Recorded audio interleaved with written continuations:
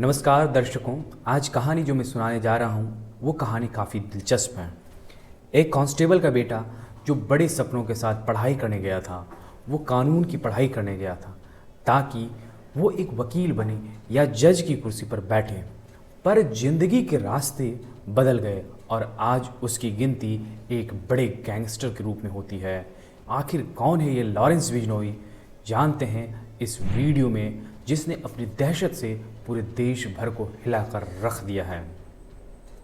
दर्शकों, लॉरेंस बिजनोई का जन्म पंजाब के फाजिल्का में हुआ है। एक पुलिस कांस्टेबल के बेटे के रूप में उसके माता पिता ने उसका नाम लॉरेंस रखा। उनके पिता ने सपना देखा कि बेटा एक बड़ा अधिकारी बनेगा, इसलिए उसे आगे की पढ़ाई के लिए चंडीगढ़ डीएवी कॉलेज भेजा गया। इस बीच कहानी में एक ट्विस्ट होता है दोस्तों। लॉरेंस को एक लड़की से प्यार 8वीं कक्षा में होता है। उसका नाम काजल बताया जाता है। डीएवी कॉलेज से पहले 8वीं कक्षा में लॉरेंस उससे मिलता है। लॉरेंस पढ़ाई करता है और काजल से बातचीत होती है और बातचीत का सिलसिला इस क्रम की ओर जाता है कि लॉरेंस जो है वो उसे प्यार कर बैठता है और लॉरेंस उसे बताता है कि मैं तुमसे शादी करना चाहता हूँ। तो उन लोग कहते हैं कि हम लोग पढ़ाई पूरी करेंगे और इसके बाद हम लोग कॉलेज चलेंगे, कॉलेज में पढ़ाई पूरी करेंगे तो फिर आगे की सोचेंगे। फिर यहाँ क्या होता है, यहाँ फिर वो पढ़ाई करने के लिए डीएवी कॉलेज पहुँचता है। यहाँ उसकी दोस्ती हुई गोल्डी बराड़ से। आगे चलकर दोनों में दोस्ती खासी हो गई, ग्रुपबाजी शुरू हो गई। ग्रुपबाजी में क्या होता है दोस्तों, जब ग्रुपबाजी होती है तो धीरे धीरे सर्कल बड़ा हो गया। सर्कल जब बड़ा हो गया तो फिर लॉरेंस और गोल्डी बराड़ की दोस्ती के चर्चे काफ़ी ज़ोरों पर होने लगे। इस बीच लॉरेंस और गोल्डी बराड़ ने यह सोचा कि कॉलेज में होने वाले स्टूडेंट इलेक्शन में नॉमिनेशन दिया जाए। एलएलबी की पढ़ाई के दौरान उन लोगों ने सोपू नामक छात्र संगठन भी बनाया। सोपू यानी student organisation of Punjab university. इसके बाद यहाँ पर एक बहुत बड़ा चेंजिंग होता है। ये जब चुनाव हो रहा था, ये चुनाव बहुत ही खतरनाक मोड़ लेता है लॉरेंस की लाइफ में। यहीं से उसकी टर्निंग पॉइंट भी कह सकते हैं। साल 2010 में लॉरेंस ने डीएवी छात्र संघ का चुनाव लड़ा, परंतु वो हार गया। इस हार ने उसकी ज़िंदगी पर गहरा असर छोड़ दिया और एक नया मोड़ ला दिया, जैसे कि हम बता रहे थे। इस हार के बाद फरवरी 2011 में लॉरेंस और प्रतिद्वंदी ग्रुप उदय सहडग के बीच टकराव हुआ और फायरिंग भी हुई। ये पहली बार था जब उस पर हत्या की कोशिश का मुकदमा दर्ज हुआ और वो गिरफ्तार हुआ। बस यहीं से उसकी अपराध की कहानी शुरू होती है। ये पहली गिरफ्तारी थी, लेकिन ये आखिरी नहीं थी। जेल से निकलने के बाद उसने खुद को जुराइम की दुनिया में डुबो दिया। वो अवैध हथियारों के लिए बदनाम हो गया और लूटपाट और अपराध की दुनिया में तेजी से बढ़ता गया। एक आर्टिकल है लॉरेंस पर, जिसकी चर्चा बार बार क्राइम जर्नलिस्ट अपने पेजेस पे करते हैं और बताते भी हैं। ये तारीख है 17 जनवरी 2015 का, जब लॉरेंस को पंजाब पुलिस ने गिरफ्तार किया था और उसने पंजाब पुलिस को चकमा दिया। और वो चकमा देने के बाद वो पंजाब से दिल्ली की ओर गया और दिल्ली से वो सीधी वो नेपाल चला गया और उसने नेपाल में लेटेस्ट हथियार और बुलेट प्रूफ जैकेट करीब 60 लाख रुपए में खरीदा। इस बीच लॉरेंस का नाम हर जगह फैलने लगा। लोग इसे कुख्यात अपराधी के रूप में जानने लगे। इसके बाद क्या होता है कि जब वह नेपाल से इंडिया आता है तो इंडिया में पंजाब पुलिस उसे गिरफ्तार कर लेती है और गिरफ्तार करने के बाद उसे जेल में बंद कर देती है।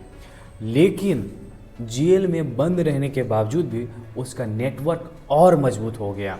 उसने जमानत पर बाहर आते ही खुद को एक नई पहचान दी और जल्द ही उसका सामना उस कुख्यात दुनिया में हुआ जहां कानून का कोई नामो निशान नहीं था। इस बीच 2015 में एक बहुत बड़ी घटना घटी थी लॉरेंस बिजनोई की। जब वो जेल से छोड़कर बाहर आया तो उसकी मामा के 2 बेटों की हत्या हो गई। इस हत्या का आरोप था गैंगस्टर रमी मशान पर। बदले की भावना लॉरेंस के अंदर जल उठी और लॉरेंस ने ठान लिया कि अपने मामा के बेटों की मौत का बदला वो लेकर रहेगा। फिर क्या होता है, फिर यहाँ से लॉरेंस की ज़िंदगी में बहुत बड़ा बदलाव आता है। उसने अपनी गैंग बनानी शुरू की। पंजाब और हरियाणा में अपना खौफ फैलाने लगा। फिरोजपुर, ओबरहर और दिल्ली में उसके नाम के चर्चे होने लगे। उसने अवैध हथियारों और अपराध की दुनिया में कदम रखते ही अपना साम्राज्य खड़ा कर दिया। अब तक लॉरेंस बिजनोई का नाम पंजाब, हरियाणा और राजस्थान में खौफ का पर्याय बन चुका था, लेकिन उसने भारत से बाहर भी अपने नेटवर्क फैलाना शुरू कर दिया। उसके साथ ही गोल्डी बराड के जरिए कनाडा में उसका नेटवर्क बनने लगा और भारत से बाहर उसका नाम सुनाई देने लगा। अगर उसके इंटरनेशनल नेटवर्क की बात करें तो कनाडा, अमेरिका, पाकिस्तान और दुबई तक फैला हुआ है। कहा जाता है कि उसके पास 700 से ज़्यादा शूटरों की फ़ौज है जो उसकी हर बात को सर आंखों पर रखती है। एनआईए की एक रिपोर्ट है, उस रिपोर्ट में कहा जाता है कि 700 में जो 300 शूटर हैं वो पंजाब से ही हैं। अब इस बीच मीडिया क्या कर रही है? इस बीच मीडिया 90 के दशक के दाऊद इब्राहिम की तुलना लॉरेंस से कर रही है। करीबी क्यों नहीं, कहानी मिलती जुलती है। वो कैसे, वो हम बता देते हैं आप लोगों को, दर्शकों। देखिए, पंजाब पुलिस में हेड कांस्टेबल के रूप में लॉरेंस के फादर थे। उसी तरह महाराष्ट्र पुलिस के कांस्टेबल के बेटे दाऊद इब्राहिम थे। दाऊद इब्राहिम भी चर्चाओं में इसलिए बने रहते थे क्योंकि उनका भी इंटरनेशनल नेटवर्क इसी तरह का था, और वही अब लॉरेंस बिजनोई का है। लॉरेंस के बारे में अगर ताज़ा रिपोर्ट बताएं तो वो गुजरात के साबरमती जेल में बंद है। 2017 में राजस्थान की जोधपुर जेल में बंद रहते हुए भी लॉरेंस ने अपनी आपराधिक गतिविधियां जारी रखी। उसने जेल में रहकर ही फ़ोन और सिम कार्ड के जरिए कई लोगों को धमकाया और वसूली भी की। इसके बाद उसे अजमेर के हाई सिक्योरिटी घोड़ा घाटी जेल में भेजा गया, पर वहां भी मोबाइल मिल गया। इस जेल में उसकी मुलाकात राजस्थान के कुख्यात आनंद पाल गैंग से हुई, जो बाद में उसकी ताकत बन गई। दोस्तों, साल 2022 में लॉरेंस बिजनोई काफ़ी चर्चे में आया था। 2022 में उसने कनाडा में बैठे अपने साथी गोल्डी बराड के जरिए पंजाब के मशहूर गायक सिद्धू मूसेवाले की हत्या करवा दी। इस हत्या से उसने साबित कर दिया कि उसका साम्राज्य कितना विशाल और डेंजरस है। इस हत्या के बाद लॉरेंस ने गिप्पी ग्रेवल और सलमान खान जैसी मशहूर हस्तियों को भी निशाना बनाया। इसके बाद उसने महाराष्ट्र के एक चर्चित नेता बाबा सिद्दीकी की हत्या करवाई, जो एक समय दाऊद इब्राहिम के प्रभाव वाले क्षेत्र में ताकतवर माना जाता था। बाबा सिद्दीकी की हत्या ने पूरे मुंबई को हिलाकर रख दिया, लेकिन लॉरेंस उस वक्त कहाँ था? लॉरेंस उस वक्त जेल में ही था। इस बीच क्या हो रहा है? इस बीच आपको बता दें कि लॉरेंस बिजनोई की तुलना अब दाऊद इब्राहिम से होने लगी है। एनआईए ने अपने चार्जशीट में कहा है कि उसके गैंग में 700 से ज़्यादा शूटर हैं।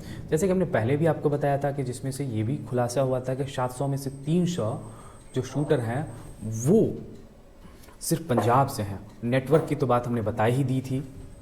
अब वीडियो के हम लोग अंत में चल रहे हैं, लेकिन हमारा सवाल क्या है? हमारा सवाल ये है दर्शकों कि लॉरेंस बिजनोई किससे प्रभावित है? लॉरेंस बिजनोई प्रभावित है भगत सिंह से। वो अपने सोशल मीडिया प्लेटफॉर्म पे लिखता है कि वो एक समाज सेवी है, लेकिन सवाल ये होता है क्या उसने भगत सिंह को पढ़ा होगा? अगर वो भगत सिंह को पढ़ा होता तो शायद इस राह पर ना चल रहा होता। अब जो लोग हैं ये अंदाज़ा लगा रहे हैं कि लॉरेंस बिजनोई का अंत दाऊद जैसा होगा, या फिर उससे भी भयावह होगा, या फिर वो दाऊद से बड़ा गैंगस्टर बनेगा और मुंबई से लेकर पूरे भारत के अपराध की दुनिया पर राज करेगा। ये तमाम तरह की चर्चाएं हो रही हैं, लेकिन ये वीडियो बनाने का मकसद हमारा ये नहीं है कि हम लॉरेंस बिजनोई का प्रचार करें, लॉरेंस बिजनोई अच्छा है या ख़राब है, ये हमारा बताना बिल्कुल भी मकसद नहीं है। अपराध की दुनिया चकाचौंध बड़ी होती है, लेकिन अंत बहुत ही भयावह होता है जिसका आप अंदाज़ा नहीं लगा सकते हैं। और अंत जो होता है वो मौत ही होती है, और वो मौत तो सबको आनी है, लेकिन वो मौत का मंजर बहुत भयावह होता है। इसलिए नए नए युवाओं का मेरा कहना होगा कि देश के युवा प्रेरित हों भगत सिंह से, देश के युवा प्रेरित हो सुभाष चंद्र बोस से, देश के युवा प्रेरित हों तो महात्मा गांधी से। और अपराध की दुनिया में सिर्फ चकाचौंध है, अंत बहुत भयावह है। अगर विश्वास ना हो तो किसी क्रिमिनल की हिस्ट्री उठाकर देखिए, अंत बहुत भयावह होता है। कोई कहता है कि यार कुछ नहीं होता है, ये एक सिर्फ छलावा है। बहरहाल आप हमसे ज़्यादा समझदार हैं। इस वीडियो को आपने अंत तक देखा, अपना प्यार दिया, इसलिए बहुत बहुत शुक्रिया। मिलते हैं अगली वीडियो में। शुक्रिया।